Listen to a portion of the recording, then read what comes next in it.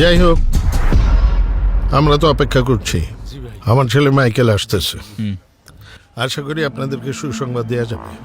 বাবা, আজকের কালেকশন। বলতে বলতেই চলে আসছে। দেখি দেখি দেখি, দাঁড়াও দাঁড়াও দাঁড়াও দাঁড়াও। এই যে দেখেন আজকের কালেকশন। এই টাকা কি শুধু আমার একার? আপনাদেরও নৈশভোজ হবে, মৌজ মাস্তি হবে, তারপরে যার যা শেয়ার তাকে তাকে দেয়া হবে। খুব ভয় দেখাইছেন, কিচ্ছু করার দরকার নাই। আমার ছেলে মাইকেল অসাধ্য সাধন করছে। আমার ছেলে মাইকেল এই কালিন বন্দরের ভবিষ্যৎ। সবাই মিলে তালি দেন। আজকে খুবই আনন্দের দিন আমাদের। আনন্দ করেন, মৌজ করেন, মাস্তি করেন, ঠিক আছে? চালান। এই সবার জন্য খাওয়া দাওয়ার ব্যবস্থা কর।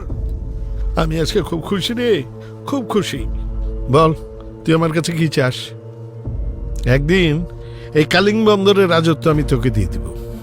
কিন্তু আমি তো এসব চাই না বাবা। তুমি খুশি থাকলেই আমি খুশি। সেটা তো জানি, আর এই জন্যই তো তোকে আমি এত ভালোবাসি। কিন্তু তোর চেহারা দেখে মনে হচ্ছে কিছু যেন তুই একটা বলবি আমাকে। বল।